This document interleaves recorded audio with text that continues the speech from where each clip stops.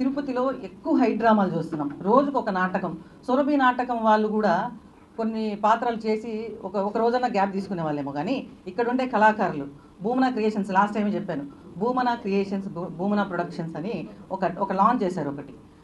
ఆ లాంచింగ్లో రోజు ఒక సినిమా, రోజు ఒక నాటకం, రోజు ఒక డ్రామా. ఎందుకంటే బయటకు వచ్చి వీళ్ళకి తెలియదు ఏంటంటే ఏదో మేము బయటకు వచ్చి గొడవలు చేసేస్తే ప్రజలు నమ్మేసి మళ్ళీ మాకేమైనా ఓట్లు వేస్తాడేమో అని అనుకుంటున్నారు ఈ నాయన కొడుకులు. ఇదైతే చచ్చినా జరగదని మాత్రం గుర్తుపెట్టుకోవాలి.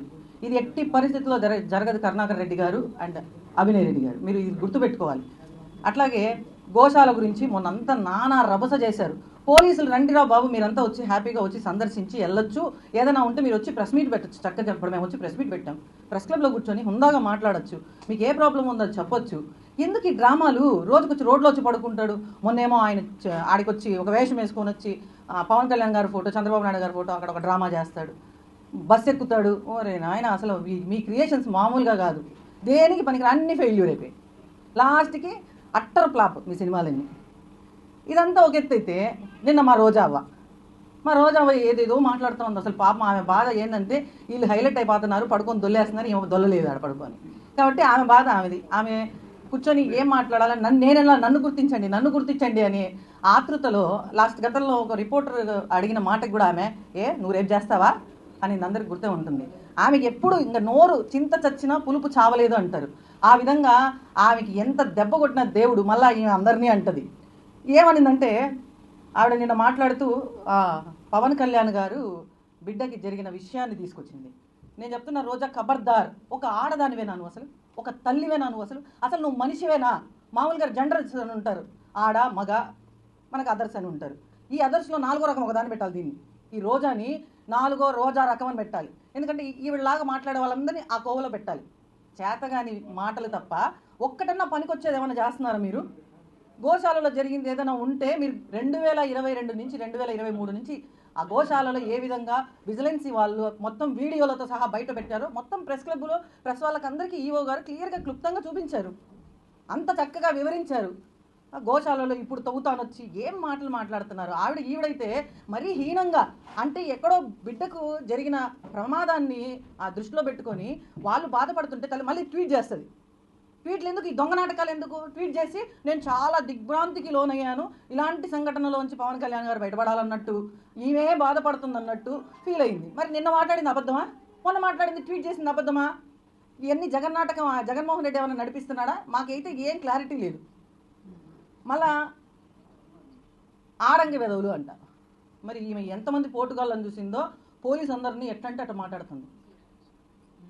ఎంత అంటే మామూలుగా దేశాలంతా తిరుగుతుంది కదా, చూసిండొచ్చు మొగోళ్ళని. ఇలా ఏపీలో మొగోళ్ళు లేరా ఆడంగుళ్ళు అని అంటావు అనుభవ? మా పార్టీలో మస్తుగా మొగోళ్ళు ఉన్నారు, పోలీసులో మస్తుగా మొగోళ్ళు ఉన్నారు. నీకు కమాన్ రండి చూపించండి, అప్పుడు నేను సర్టిఫికేట్ ఇస్తాయి. దేనికి సర్టిఫికేట్ ఇస్తావు? చెప్పి సావు. 10 మందిలో మాట్లాడదు. నువ్వు ఆడదానివి, ఎలా మాట్లాడాలో నీకు మీ అమ్మ నాయన ఎట్ట నేర్పించి సావాలా? కనీసం మీ అన్న వాళ్ళన్నా నేర్పించాలా? ఎట్ట మాట్లాడాలి? ఎంత హుందాగా మాట్లాడాలి? ఏందో రమ్మంటావు, మొగతనం లేదంటావు, ఆడవాళ్ళు అంటావు. ఏంది? వాళ్ళు వచ్చి ఇప్పుడు వాళ్ళ మొగతనాన్ని నిరూపించుకోవాలన్నా? నువ్వు రెడీనా?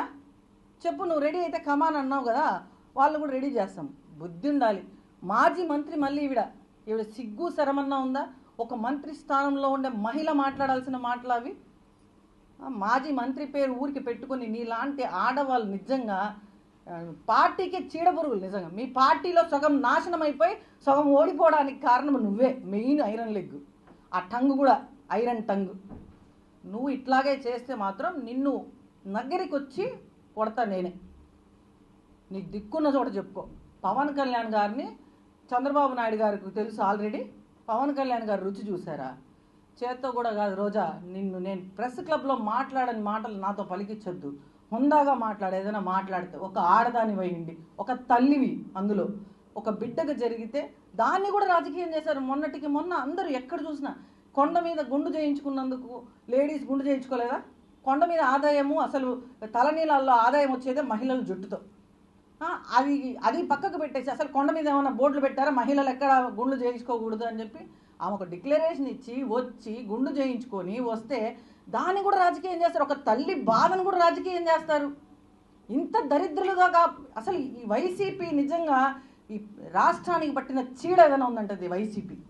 ఈ చీడని ఖచ్చితంగా తరిమి రాష్ట్రంలో లేకుండా తరిమి కొడతాము. ఈ రోజాను కూడా పక్క రాష్ట్రంలోకి పంపించాలి ఫస్ట్. దాన్ని మాత్రం అసలు ఇక్కడ ఉంచే ప్రసక్తే లేదు. ఇలాంటి మాటలు మాట్లాడితే దేవుడు ఉన్నాడు కాబట్టే, పవన్ కళ్యాణ్ గారి పక్షాన ఉన్నారు కాబట్టే ఈరోజు అంత అగ్ని ప్రమాదం జరిగినా వాళ్ళ కొడుకుకి చిన్న చిన్న గాయాలతో బయటపడ్డాడు. ఆ ఏడుకొండల వాడిని మేము నమ్ముతున్నాము, మేము ఇక్కడ కపిలేశ్వర స్వామిని మేము నమ్ముతున్నాము, మేము దేవుళ్ళని నమ్ముతున్నాము, పవన్ కళ్యాణ్ గారు నమ్ముతున్నారు కాబట్టి సనాతన సాంప్రదాయాల గురించి, సనాతన ధర్మం గురించి మాట్లాడుతున్నాడు. రోజా తెలుసుకోవాల్సి నువ్వు. నీ ముఖానికి ఏదైనా గోవుకి ఒకరోజు పూజ చేసినావు, పెద్ద గోవుల మీద ఏదో నీకే అక్కర వచ్చేసేసి ఆడికొచ్చి గోవులు పూజ చేయాలి, మా గోవులు ఇట్టయిపోతున్నాయి ఏదో నీ మొహానికి ఈ పెడత మొహం వేసుకొని నువ్వు మళ్ళీ మాట్లాడతావు.